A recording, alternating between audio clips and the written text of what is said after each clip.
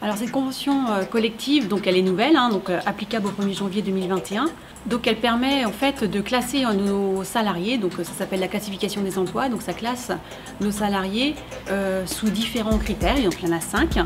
C'est la technicité, l'autonomie, la responsabilité, le management et le relationnel. Au cas où on y met aussi des degrés qui permettra en fait d'indiquer l'horaire salaire à nos salariés.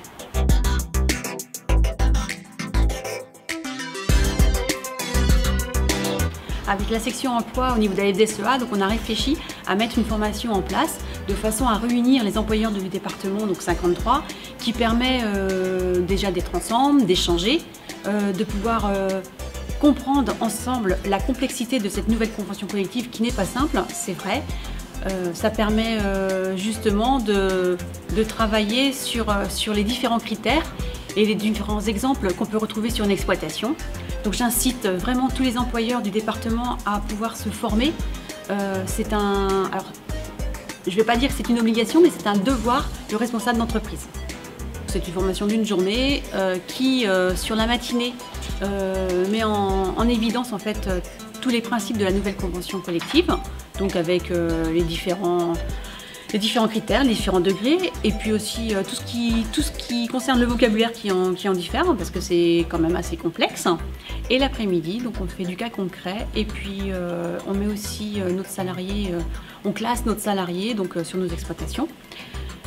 Et puis on parle de diverses choses qui aussi seront applicables sur l'année 2021, et notamment la retraite supplémentaire pour les salariés.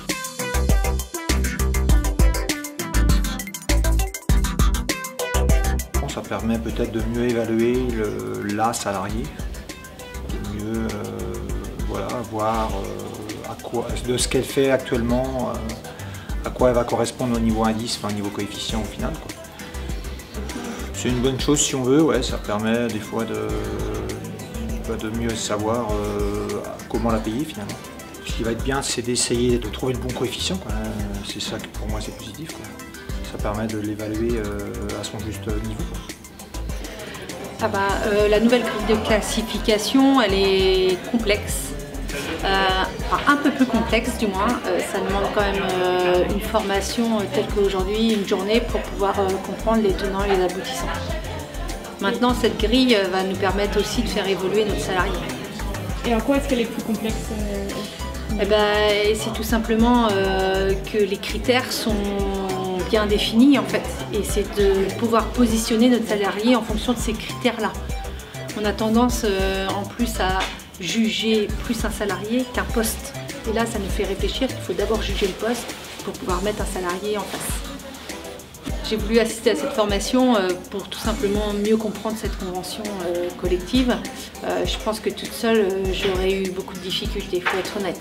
J'aurais eu du mal tout simplement parce que les critères, la classification en soi est quand même très technique. Et là, on va aller jusqu'à la réflexion, même je dirais presque à la fin de la formation, je saurai exactement quels critères je vais pouvoir mettre en place dans la convention collective.